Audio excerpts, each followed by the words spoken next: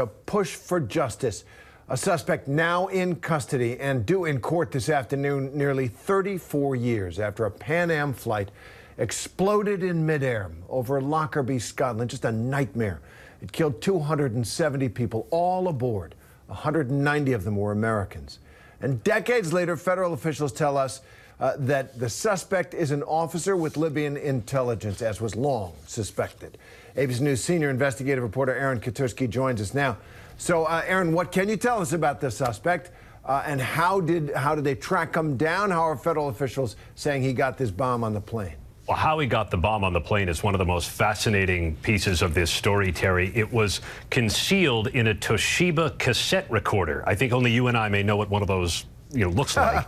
And it was placed in a hard plastic Samsonite suitcase surrounded by clothing and loaded onto an airliner in Malta.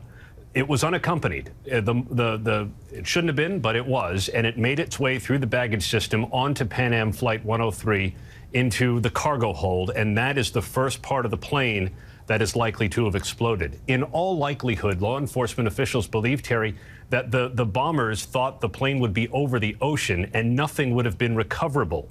But it turns out that it exploded over the Scottish town of Lockerbie, sending it plummeting to Earth. And the debris field was as wide as Scotland. They picked up microscopic pieces, but they also needed cranes to move pieces of the plane, and they were able to reconstruct a lot of it, especially the bomb, and that's how they were able to trace it back to Abu Aguila Masood, a Libyan intelligence official who was known as Muammar Gaddafi's chief bomb maker. Yeah, I remember it was just horrifying. A horrifying attack. People on the ground killed by falling debris and other stuff. So, 34 years now, Aaron, after this attack, post 9/11 America. In fact, that attack changed the way airlines fly. Every bag must be accounted for with the passenger actually on the plane. It was from that attack that rule went into place. But so what does justice look like? What are they going to do with this man, and what kind of witnesses are left, and the families? How does this go? Well, you've seen the face. Justice looks like that man, a 70-something-year-old Masood, who has been in Libyan custody and somehow, in a way that was not explained, ended up in American custody after he purportedly confessed to Libyan authorities. You'll remember when Gaddafi was ousted, there were groups of militiamen that were rounding up some of his henchmen to see if they were going to commit any crimes to try to restore him to power, and Masood was one of them.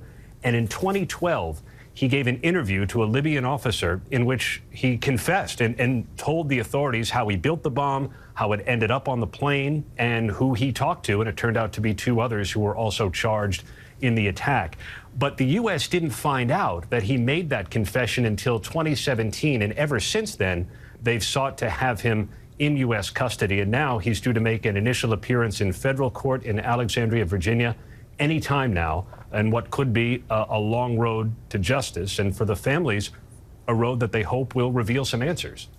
Yeah, finally, American justice gets its opportunity to hold this man accountable beyond a reasonable doubt. The jury will have to decide. And Aaron, I understand you spoke with the brother of one of the victims of that atrocity. Tell us about that. Bert Ammerman lives in Bergen County, New Jersey, and for the last 34 years, he has been mourning his brother Tom, who was returning home from a business trip in London back to New York 4 days before Christmas in 1988. And he said his brother was so likable, had young kids at the time, and never got to live his life because he was killed.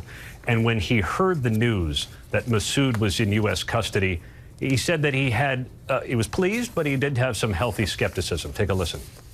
My initial reaction when I got the information, both by text and from Len, was satisfaction, then a shrug again, and then the most important, all right, what's next? Because the information is positive, but I've learned over 34 years, we got the information, now we're going to wait another year, 2 or 3 years for something else. I want answers now sooner than later, and there's only one person in this country that can do that. That person is President Biden, he says, who can order a full reveal of all the information that the United States knows. He says there's a difference, Terry, between what you can prove in a criminal court and what intelligence sources may have learned, because still 34 years later, they've been able to recreate the bomb. They know who did it, or who they suspect did it, but they don't know why. Why did Muammar Gaddafi order this? Was he working with another country? Was it revenge for a prior act that the United States was involved with? Because there is one thing for certain. When U.S. officials announced the charges against Massoud 2 years ago, Terry, they said it was no doubt an attack on the United States. Perpetrated by the late Muammar Gaddafi, or masterminded, ordered by him apparently. And now justice. Aaron Katersky, thanks very much for that report. Hi everyone, George Stephanopoulos here. Thanks for checking out the ABC News YouTube channel. If you'd like to get more videos, show highlights, and watch live event coverage, click on the right over here to subscribe to our channel, and don't forget to download the ABC News app for breaking news alerts. Thanks for watching.